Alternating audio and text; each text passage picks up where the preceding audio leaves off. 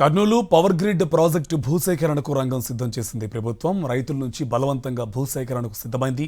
తమ భూములను ఇచ్చేదే లేదంటున్నారు మనేకుర్తి గ్రామ రైతులు. ప్రజాభిప్రాయాల సేకరణలో ప్రభుత్వ అధికారులకు తెగేసి చెప్పారు రైతులు. బలవంతంగా భూములు లాక్కుంటామని ప్రైవేటు కంపెనీ బెదిరిస్తూ ఉండడంతో మనేకుర్తి రైతులకు వైఎస్ఆర్సీపీ నేతలు అండగా నిలిచారు. రైతుల భూములు లాక్కుంటే సహించమని తెగేసి చెప్పారు.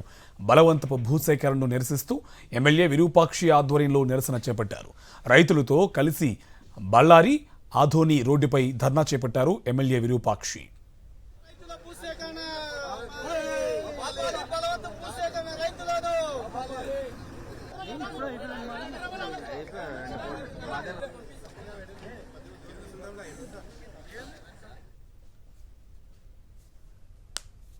మంచి పంట సాగు చేసే భూములు ఇవి సాగు చేస్తున్నారు. మాకు మంచి పంటలు మరి ఇదే మాకు జీవనాధారం ఉండేది.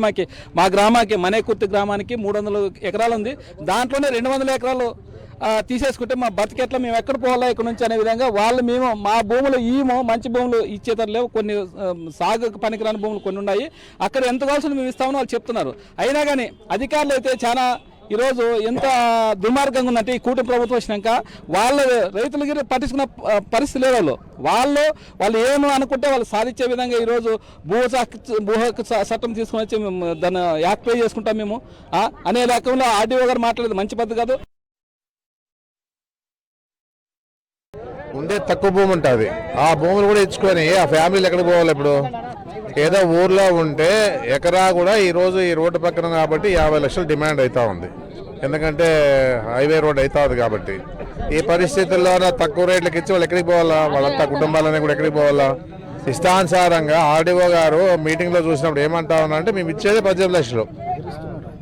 రైతులు బెదిరించి ఆ విధంగా తీసుకోవాలని చూస్తే రైతు రేటు ఊరికే ఉంటారు. ఈరోజు ఈ రైతుకు కావచ్చు, రేపు ఇంకో రైతు కూడా కావచ్చు. అది మళ్ళీ ఏం చెప్తా ఉన్నా అంటే రైతుకి మధ్యలో రంగులు పెట్టే ప్రయత్నం చేస్తా ఉన్నారు. అంతా చాలా మంది రైతులు ఒప్పుకున్నారు.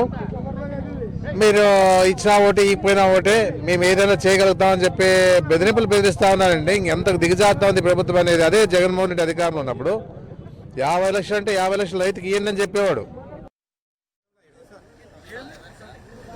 రైతుల భూసేకరణ రైతులను